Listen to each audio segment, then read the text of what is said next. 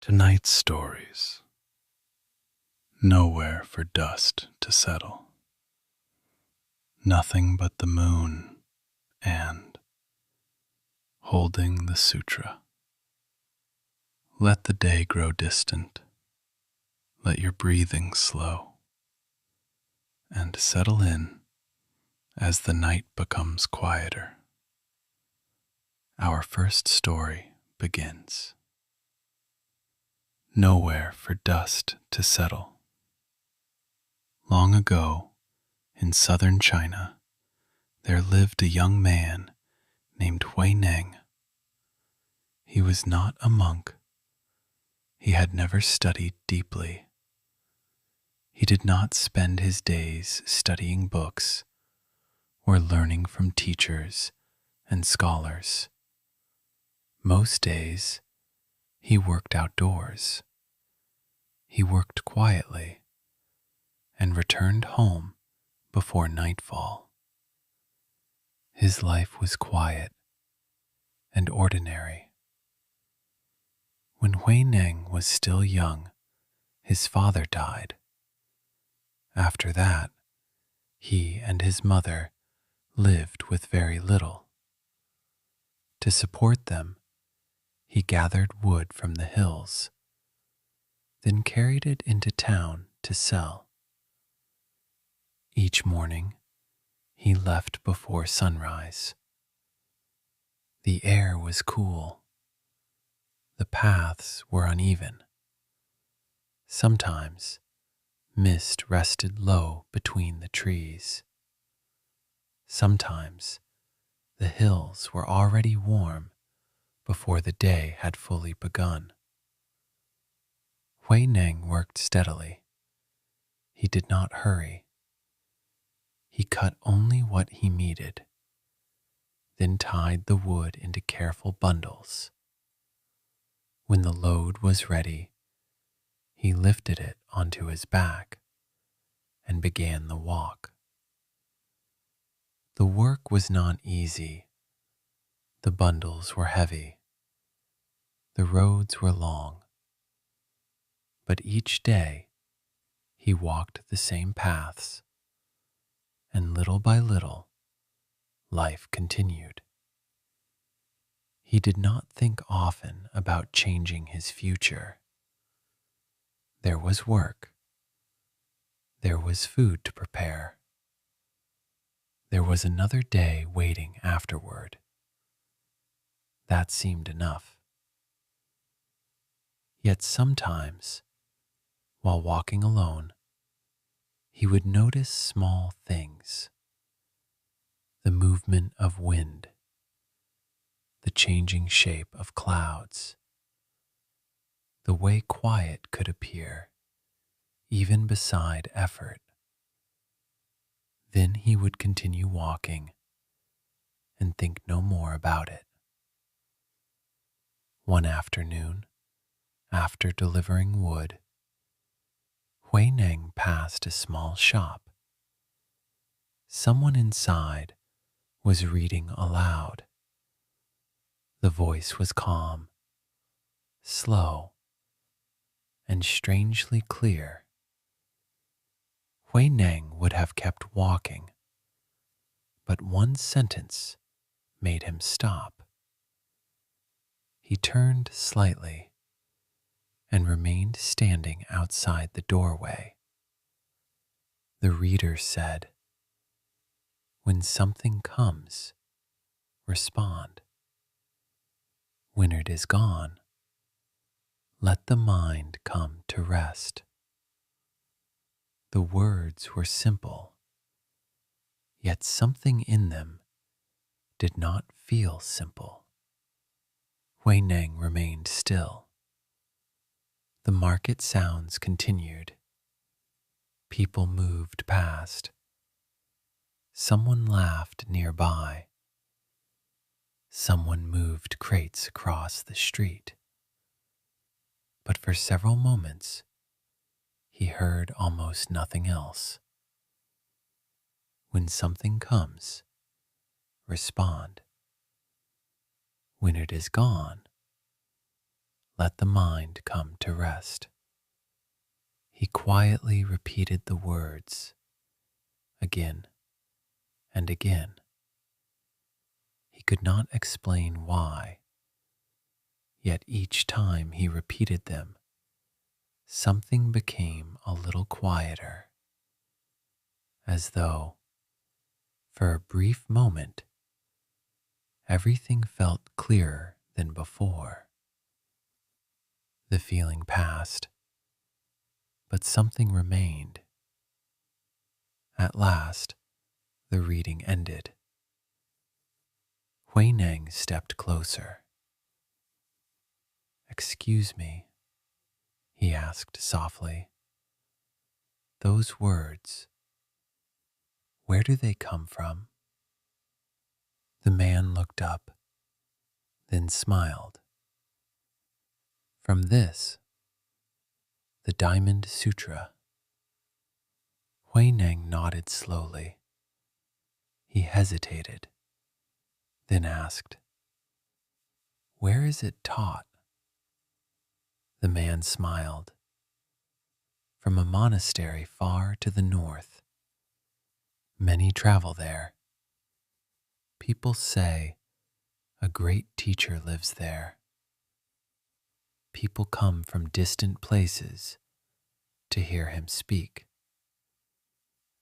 The man folded the pages, then added, "Many travel there. People say they leave differently than they arrived." Hui Neng thanked him and stepped outside again. The streets remained busy. People continued passing. Yet the words remained with him. He stood for a while, holding nothing, thinking very little, only remembering those few words. When something comes, respond. When it is gone, let the mind come to rest. That evening, he walked home more quietly than usual. The road was the same. The trees were the same.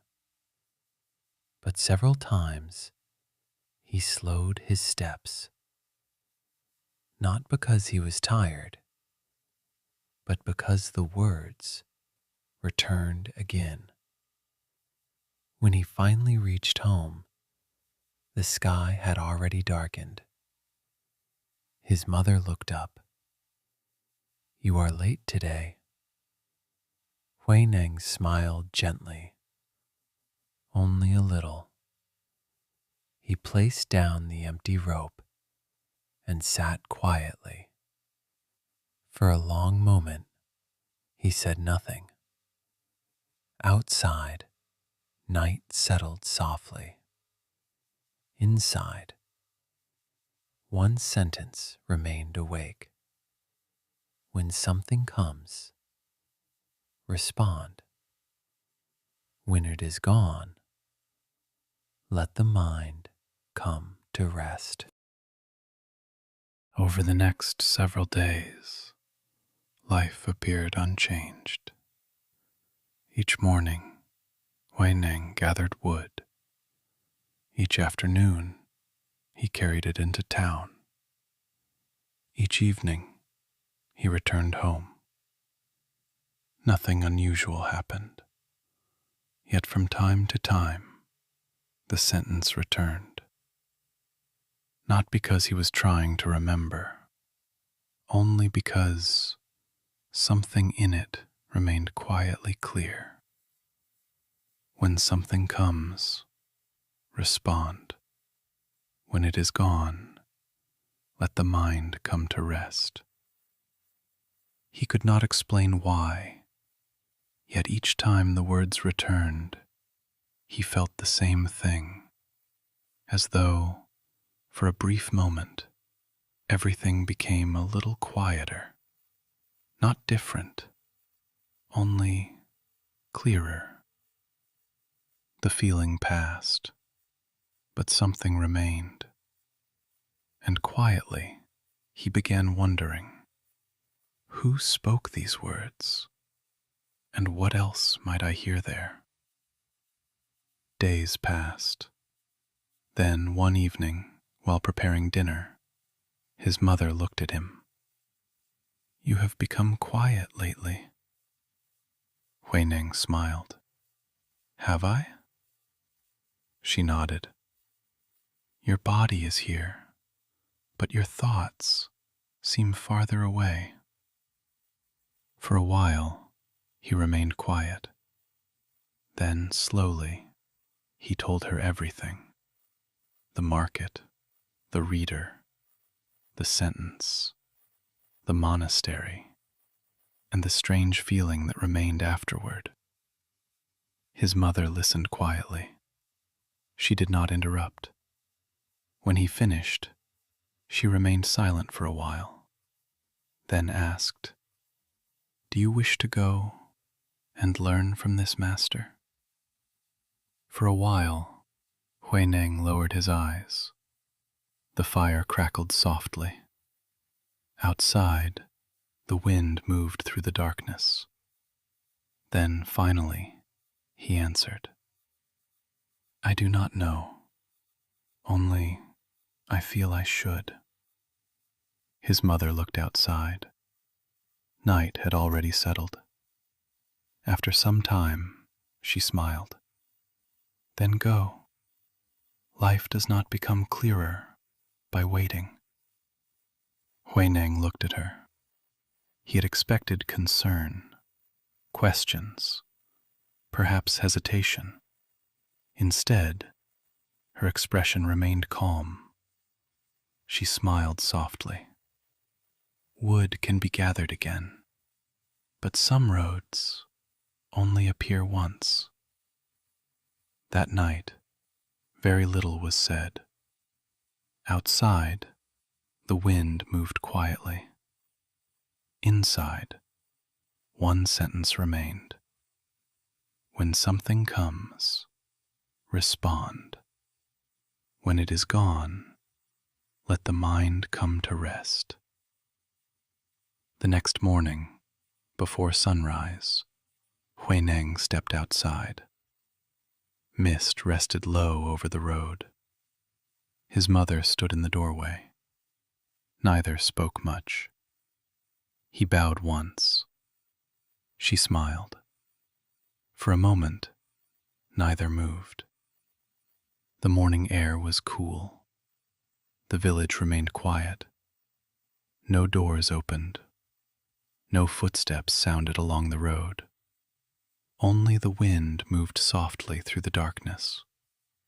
Then he began walking. The morning air was cool. Mist drifted quietly across the road. A bird called somewhere in the distance. Then silence returned. The journey north was longer than expected. Days became weeks. Roads widened, then narrowed. Villages appeared, then disappeared. Sometimes he walked beside rivers, sometimes through forests. Some days were warm, other days wind followed him for hours. When hungry, he ate. When tired, he rested, then continued. People occasionally asked where he was going. He usually answered simply, "North," and left it there. Sometimes he walked for hours without seeing anyone. Only the sound of his own footsteps and the wind moving through the trees. Slowly, the days became simpler. Walk, eat, rest, walk again. And now, the sentence returned less often. Not because it disappeared, only because it no longer felt distant. One afternoon, after many days, he reached the monastery. He stopped walking and stood quietly, looking through the trees. For a moment, he simply listened. The wind moved softly through the branches overhead. Somewhere nearby, water flowed. It stood quietly among old trees. No grand entrance, no shining roofs, only stone, wood, and ordinary movement. Some monks swept, some carried water, some worked silently. Huineng stopped. For a moment, he wondered whether he had arrived at the wrong place. He had expected something extraordinary. Instead, it looked ordinary, quiet, peaceful, almost familiar. After standing there for a while, he stepped inside. A monk approached. "Can I help you?" Huineng bowed. "I came to learn." The monk looked at him. "Have you studied?" "Not much." "Can you read?" "Very little." The monk nodded, then said, "Wait here." After some time, Huineng was brought to meet the teacher. The room was simple. An elderly monk sat quietly.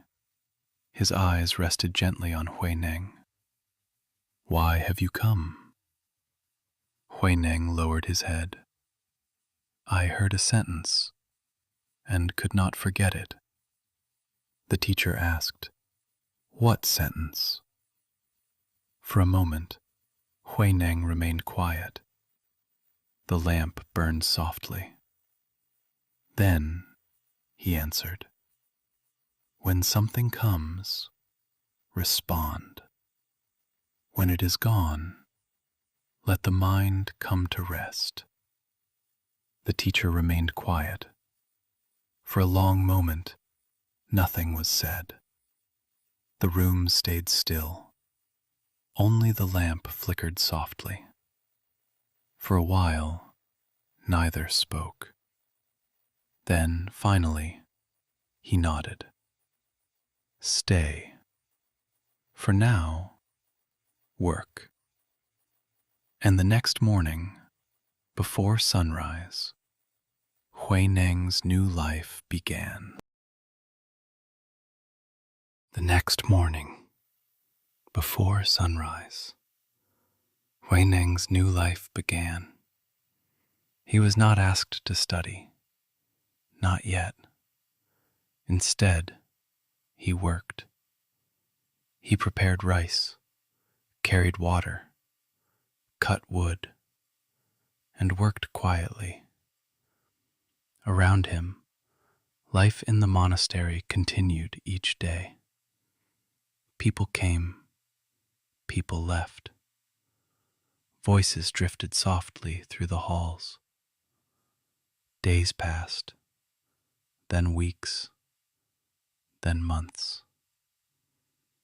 While working, Huineng listened. Sometimes he heard only a few sentences. Sometimes only a single phrase. Much of it he could not fully explain. Yet quietly, he continued thinking about it. Not while sitting alone, but while carrying water, while cutting wood, while preparing rice. Slowly, the teachings he heard and ordinary life no longer felt separate. One day, the teacher made an announcement. Each student should write a verse, not from repeating someone else's words, but from understanding. That evening, lamps remained lit longer than usual. Brushes moved softly. People whispered. Several days later, while preparing rice, Huineng heard people gathering. A group stood near one of the walls. Someone said, Shengxiu, the monastery's most respected student, had written his verse. Many moved closer. Huineng stopped and listened. The body is the Bodhi tree, the mind a bright mirror. Care for it each day, and do not let dust settle there. People listened quietly. Then many nodded. Shengxiu was respected. He had studied for years. Many believed no one could write a better verse. Huineng remained quiet. Then after a while, he smiled softly. Not because the verse was wrong, only because he saw things differently. He turned to the monk beside him. Could you help me? The monk looked surprised. Huineng smiled. I cannot write, but I would like to leave a verse. The monk nodded. Huineng looked toward the wall. For a moment, he remained quiet. The hall around him grew still, then spoke slowly. Bodhi is not a tree. The mind is not a mirror. If there is nothing, where could dust settle? The monk became quiet. Others turned. Someone repeated the words softly, again and again. Soon, people gathered. No one spoke loudly. People stood quietly, reading the verse again. By evening, the whole monastery had heard about it. Late that night, after most lights had gone out, someone approached the work hall. It was one of the monastery's most respected teachers. He stood silently for a moment, then asked softly, Has your work been completed? Huineng smiled. It has been completed for some time. The teacher nodded. For a while, neither spoke. The night remained quiet outside the hall. Then quietly said, Come with me. They walked through dark hallways, past silent rooms, until they reached a small chamber. Inside, a single lamp burned. The teacher sat down, then opened the Sutra and began to read. The room remained still. The teacher continued reading quietly. Huineng listened. Outside, night deepened. Inside, the sound of the sutra filled the small room. Then gradually, something became clear. The teachings were not separate from ordinary life, not hidden inside distant mountains, not locked inside words. The teacher closed the book, then asked softly, What do you see? Huineng bowed deeply. For a moment, he said nothing. The lamp burned softly. Neither of them spoke. Then finally answered, I think I spent many months searching for understanding. But quietly, it had always been inside ordinary life. The teacher looked at him quietly, then nodded once. That night, Huineng left the monastery. For many years, he lived quietly among ordinary people. He worked, traveled, listened, and continued learning in silence. Years later, while visiting another temple, he heard monks arguing. One asked, "Is the wind moving, or is it the flag moving?" Huineng listened quietly, then finally said, "The wind is not moving. The flag is not moving. Only the mind moves." The courtyard became silent. For a while, no one spoke. The flag continued moving in the wind, yet the monks remained still. From that day forward, people began to realize this quiet traveler was no ordinary man. Years later, many traveled great distances to hear Huineng teach, but his words remained simple. Again and again, he reminded people that clarity was not far away, not in distant places, but in ordinary life. Many spent their lives trying to polish the mirror, but Huineng quietly asked, "If there is nothing, where could dust settle?" Outside, night remained quiet. The lamp burned softly, and far beyond the monastery walls, ordinary life continued quietly. Tonight's second story is called Nothing But the Moon.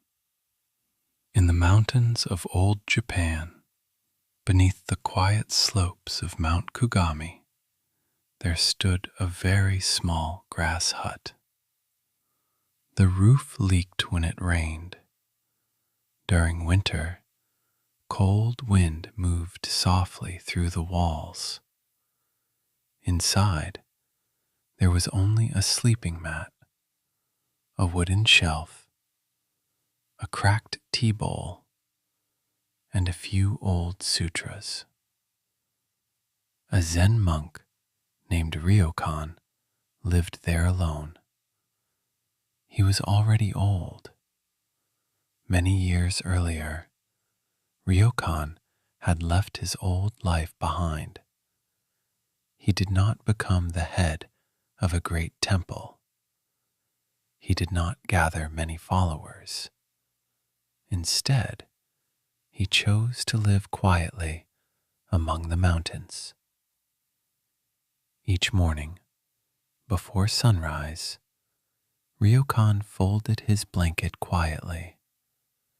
Then he put on his worn black robe. The robe had been patched many times. Some parts were darker than others. Then he placed a straw hat upon his head, picked up his black begging bowl, and slowly walked down the mountain path. Mist drifted between the trees. Sometimes rainwater still rested on the bamboo leaves. Sometimes snow covered the narrow road. The villagers all knew Ryokan. Some offered rice. Some offered vegetables. Some simply bowed as he passed. Some days, there was almost nothing to give. Yet Ryokan always bowed the same way, warmly, quietly, as though every small offering was already enough. If nobody offered food, he simply returned to the mountain. He never complained.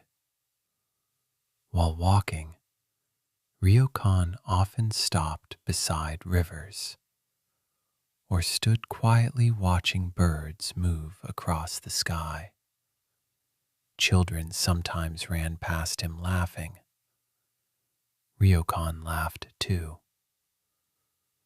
One afternoon, an old villager asked him, "Ryokan, why do you live alone in such a small hut?" Ryokan smiled softly.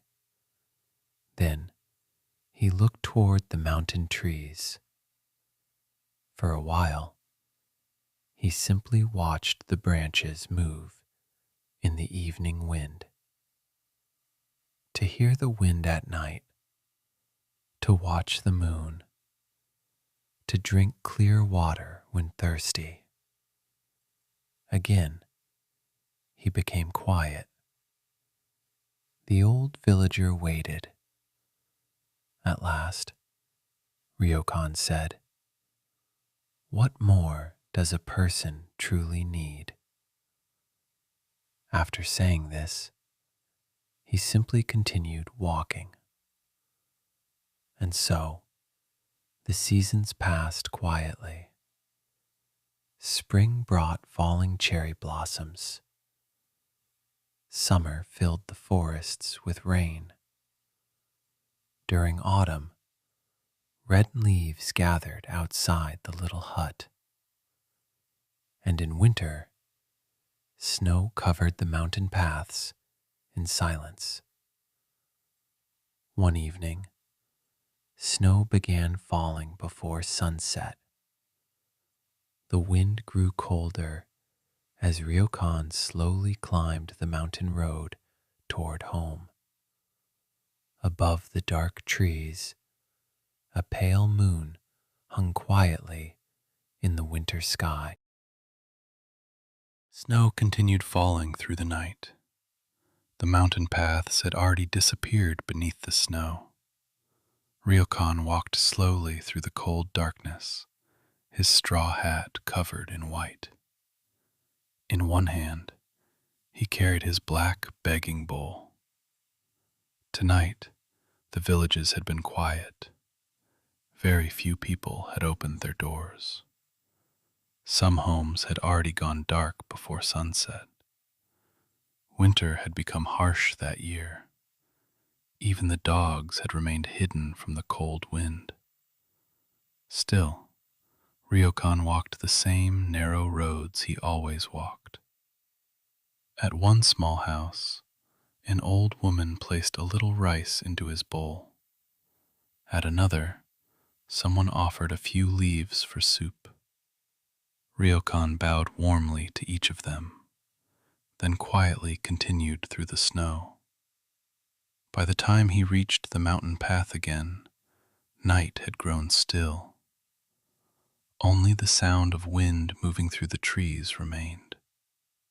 Far above the mountain, the moon rested faintly behind winter clouds. Ryokan climbed slowly toward the little hut. Snow gathered softly along his robe. At last, he reached the door, then stopped. A faint sound came from inside. Something moved quietly. For a moment, Ryokan simply listened. The hut remained dark. Then, slowly, he pushed the wooden door open. Inside, a stranger stood beside the shelf. The man turned suddenly. His face had gone pale. He was thin, cold, and badly frightened. One of Ryokan's old robes hung from his trembling hands. The stranger was a thief. But after searching through the tiny hut, he had found almost nothing. Only old clothes, a cracked tea bowl, a few worn sutras. Nothing more. Snow drifted softly through the open doorway. Cold air entered the room. For several moments, neither man spoke. The thief lowered his eyes. Perhaps he had expected anger or shouting. Instead, Ryokan bowed slightly. "You came a long way through the snow." The monk looked quietly around the small hut. "I am sorry. There is almost nothing here for you to take." The thief stared at him without speaking.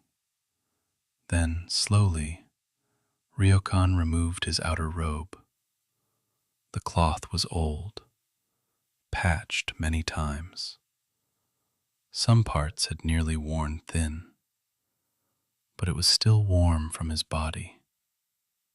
Ryokan stepped forward quietly, then gently placed the robe over the thief's shoulders. "At least, do not leave empty-handed." The thief froze. His hands trembled slightly beneath the robe. For a long moment, he could not speak. Then, finally, his eyes filled with tears. "I should not have come here." His voice shook quietly. Ryokan looked at him calmly. "You must have been cold, or hungry, perhaps both." After hearing this, the thief lowered his head even further. Outside, snow continued falling through the dark forest. The little hut remained silent. At last, the thief bowed deeply, then quietly disappeared into the winter night. After he left, Ryokan did not return inside immediately. Instead, he stood alone outside the hut. Cold wind moved softly through the trees. The clouds above the mountain slowly drifted apart. And there, high above the snow, hung a bright winter moon. Ryokan looked at it quietly for a very long time.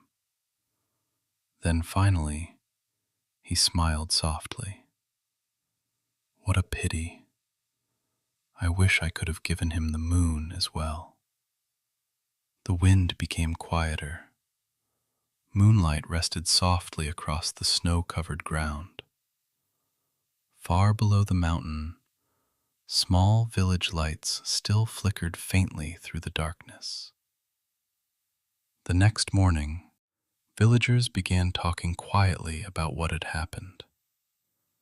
People spoke softly about the thief, and even more softly about Ryokan. After the winter passed, the mountain slowly grew warm again. Snow disappeared from the narrow paths. Water drifted softly through the forests.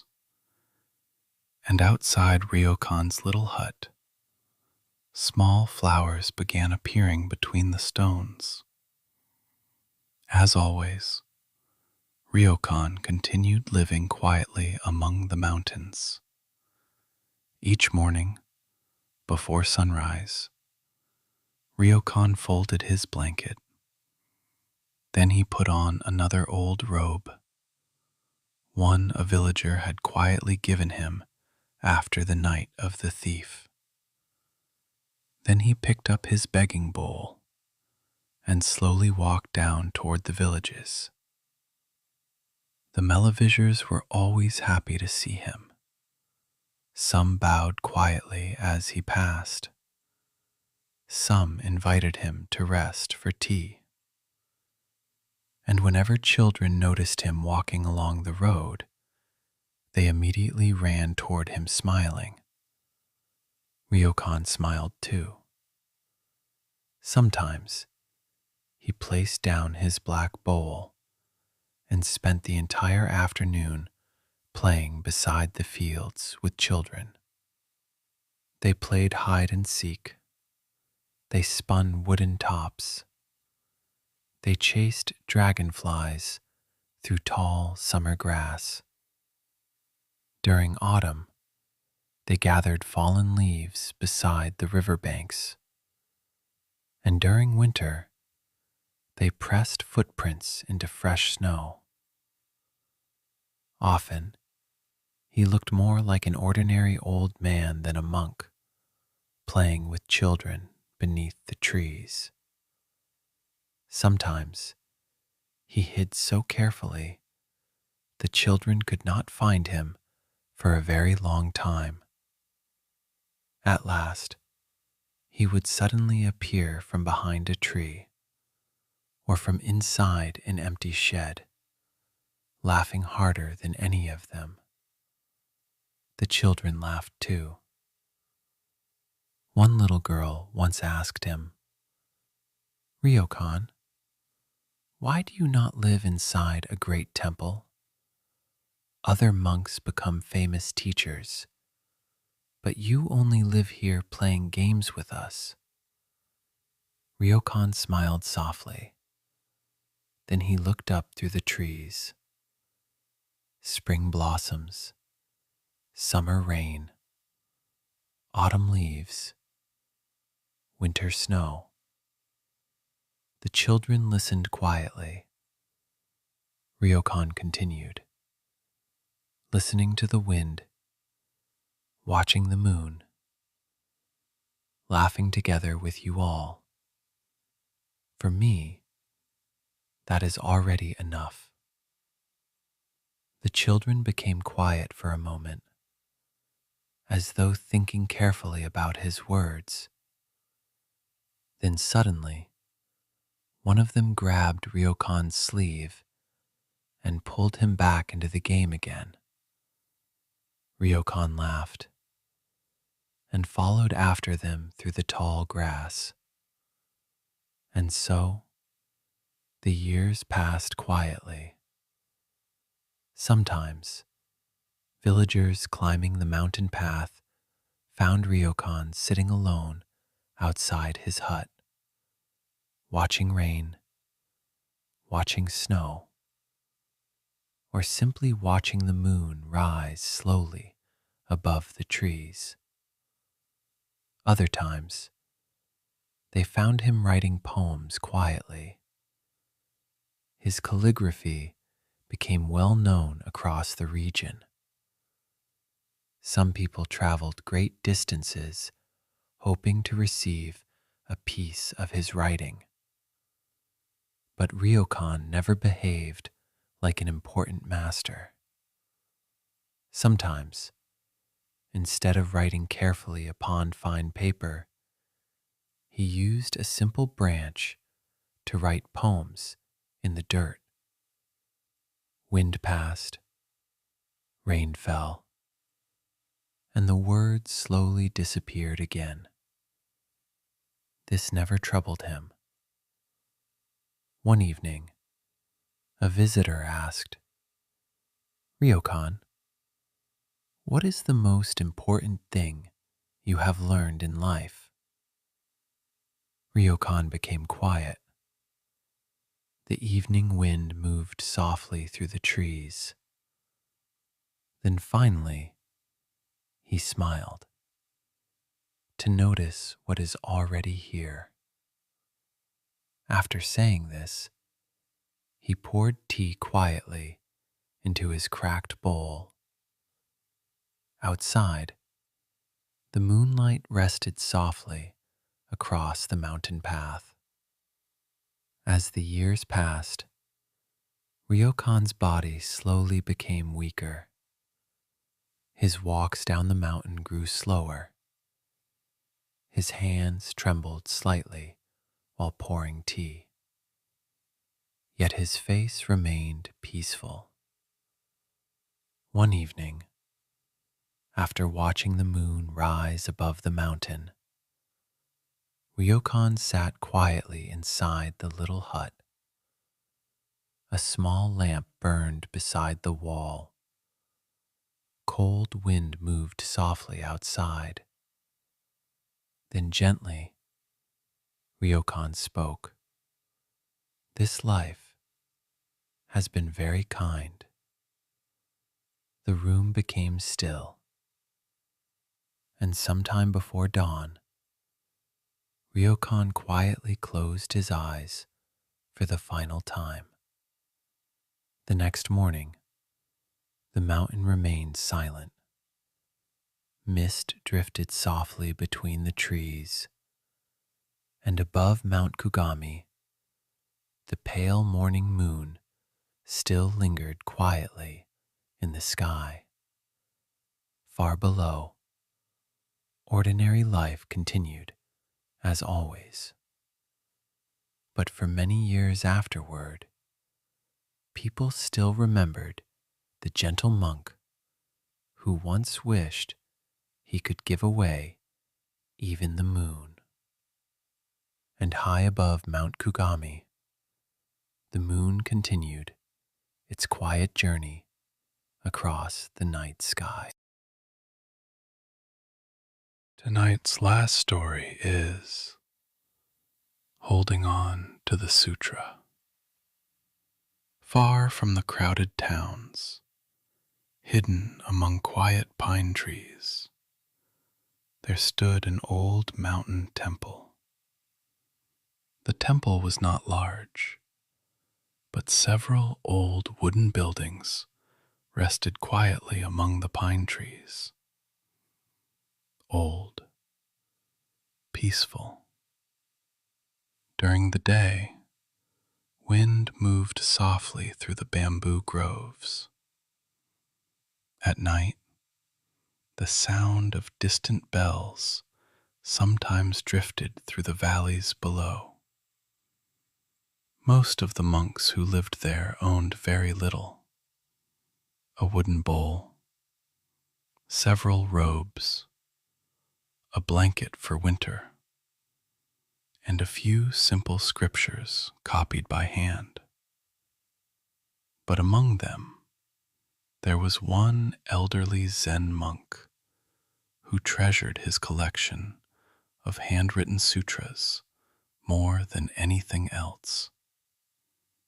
For many years, he had carefully copied every page himself, character by character, line by line. The work had taken him most of his life. Even now, long after his hair had turned white, he still protected the old book carefully. The sutra rested inside a faded cloth wrapping. Whenever rain clouds gathered, the old monk found himself looking toward the sutra. Whenever damp air entered the temple, his thoughts returned there again. Year after year, he protected the old book in countless small ways. The others respected him deeply. No one laughed about the habit. After all, the old monk had devoted many quiet years to prayer, study, and meditation. And the sutra itself was beautiful. The pages had grown soft with age. The ink had faded slightly near the edges. Yet every line remained clear. At night, after evening prayers had ended, the old monk often returned alone to his small room beside the rear courtyard. A single lantern usually burned near the wall. The room itself was simple: a narrow bed, an old wooden table, a kettle for hot water, and beside the pillow, always, the wrapped sutra. Sometimes, before sleeping, the monk gently opened the book and rested his hand upon the pages, not reading, not chanting, simply touching it quietly, as though greeting an old companion. Outside, mountain wind moved softly through the dark trees. The temple halls became still. One by one, the lanterns faded, and the night deepened around him. The younger monks began noticing the habit, long before the old monk noticed it himself. If someone moved the sutra even slightly, the old monk adjusted it again. If dust gathered nearby, he carefully cleaned the table himself. Once, during a season of heavy rain, a small leak appeared above the shelf beside his bed. Before repairing his own blanket, the monk first carried the sutra to safety. Only afterward did he return for the rest of his belongings. The younger novices sometimes exchanged quiet glances, but none of them spoke openly. The old monk was gentle, patient, kind to everyone. Yet, whenever the sutra was concerned, something inside him grew uneasy. He did not notice it, not at first. Yet little by little, the feeling remained. Years continued to pass quietly through the mountain temple. Spring rain, summer cicadas, autumn wind, winter snow. The old monk aged slowly alongside the fading pages of the sacred book. And still, every night, before closing his eyes, he placed the sutra carefully beside his pillow, as though fearing that one day it might disappear. Then, one evening, as cold wind moved through the temple corridors, the monks gathered inside the meditation hall for evening silence.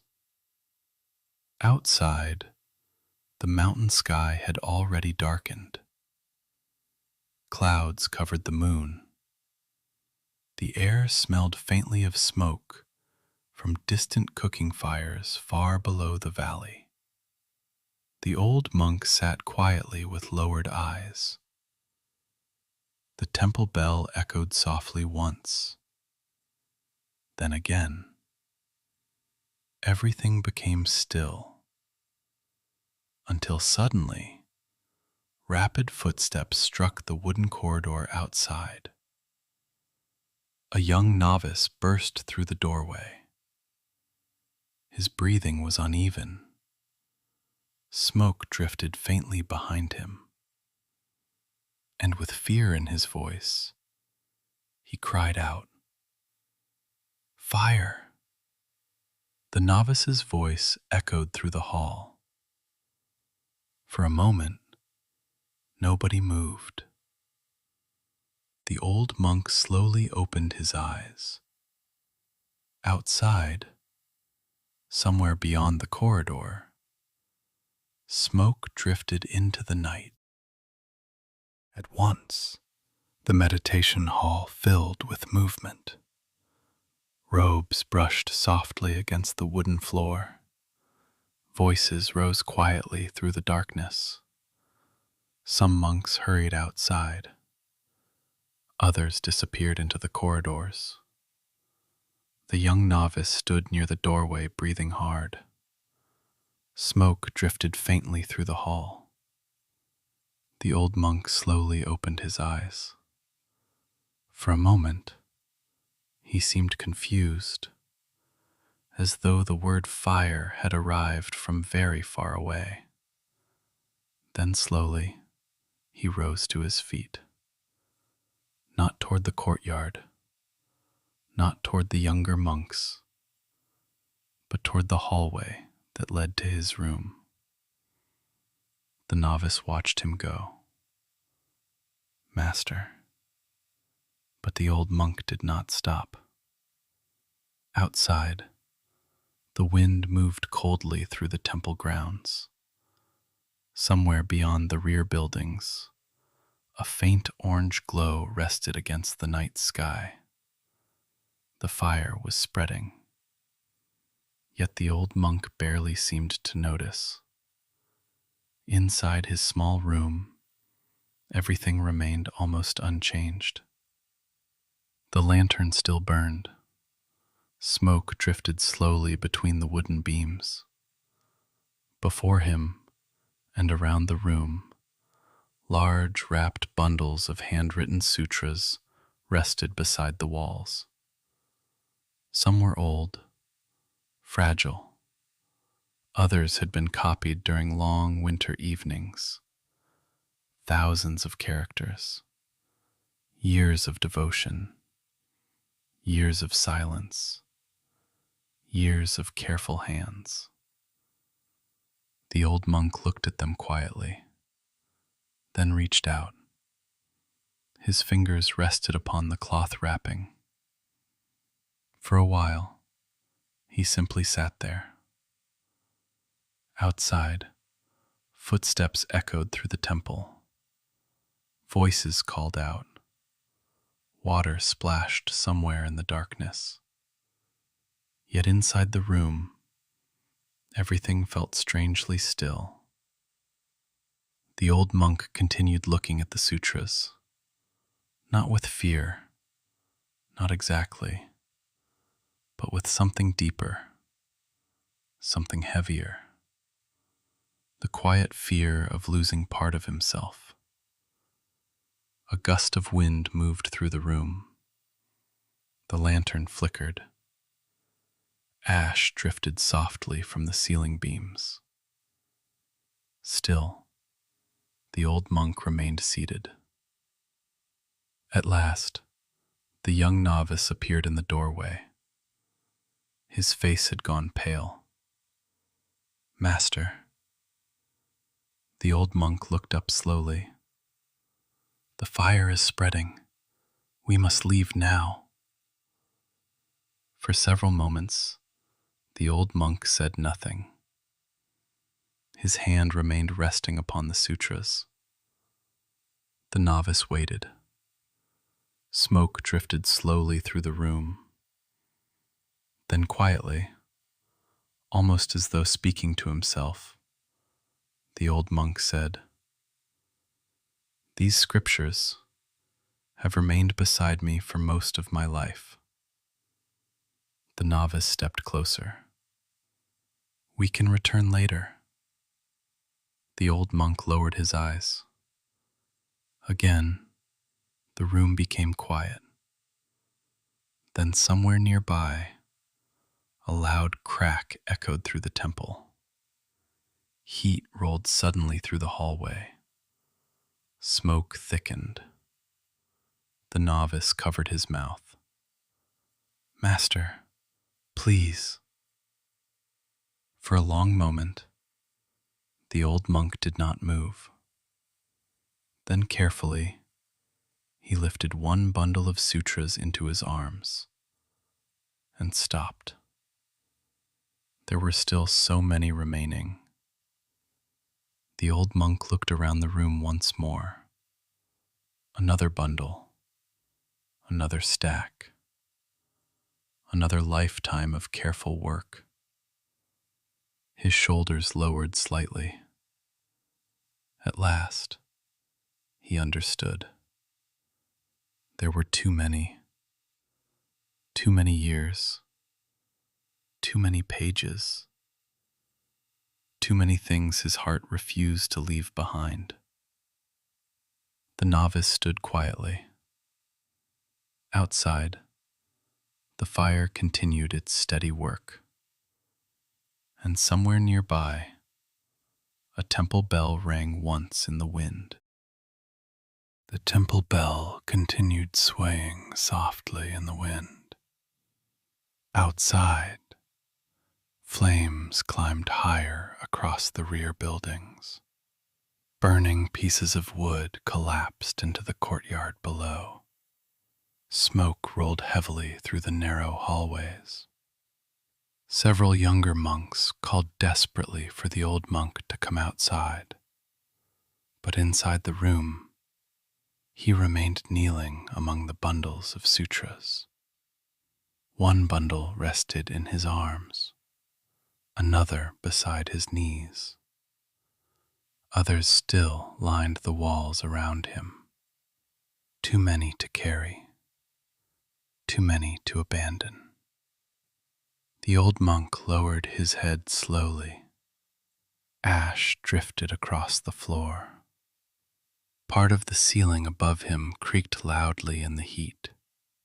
Still, his hands refused to let go. Then, through the drifting smoke, another figure appeared in the doorway. The head monk. For a moment, he simply stood there. His robes moved heavily in the heated air. For a brief moment, the head monk stood silently at the entrance, looking at the room before him. The smoke, the flames beyond the walls, the frightened novice nearby, and the old monk, holding tightly to the sutras in his arms. The old monk looked up weakly. The head monk said nothing. His eyes moved slowly across the room. Then quietly, he stepped back outside. The novice stared after him in confusion. For one strange moment, the old monk almost believed the head monk had abandoned him there. But only seconds later, the head monk returned, carrying a large wooden ladle filled with water from the courtyard basin. Water dripped slowly from the edge of the ladle onto the floorboards below. The old monk looked up again, confused. Then suddenly, the water crossed the room. The cloth wrappings darkened. For a moment, nobody moved. Water soaked through the pages. Ink began spreading slowly across the handwritten characters. Several loose pages slipped apart and fell onto the floor. The old monk froze. For one breath, he simply stared. Then at last, something inside him broke. He rose suddenly to his feet, his eyes wide with shock, his hands trembling. Why would you do that? The sutras, they were precious to me. For the first time that night, his voice sounded filled not with calmness, but pain. The novice stood speechless nearby. Smoke thickened around them. The fire crackled violently outside the walls. Yet the head monk remained completely still. Water continued dripping slowly from the ruined pages. Then quietly, almost gently, the head monk spoke. If even these sutras must be held so tightly, how will your heart ever become free? The words seemed to settle into the burning room itself. The old monk said nothing. His breathing slowly weakened. Around him, water dripped softly from the ruined sutras. The old monk lowered his eyes. Water continued dripping from the pages. Smoke drifted slowly through the room. For a long moment, he said nothing. Then, for the first time, he truly saw what his heart had become.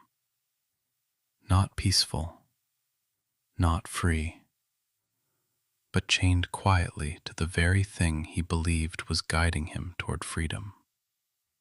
A loud crash echoed outside. Part of the rear roof collapsed into flames. The novice stepped backward in fear. At last, The head monk placed one hand gently upon the old monk's shoulder. "Come." The old monk looked once more at the soaked pages scattered across the floor. Years of labor, years of devotion, years of protection, and yet none of them could follow him through the fire. Slowly, his hands opened. One wet page slipped quietly from his fingers, then another. At last, the old monk bowed his head, and together, through smoke and falling ash, the three monks walked out into the cold night air. Outside, the mountain wind moved softly again. And somewhere, beyond the mountain temple, the night remained quiet. Wind moved softly through the pine trees. The fire was gone. The bells were silent. And the old monk's heart had finally become lighter. Rest now, and let the night grow quiet around you. Good night.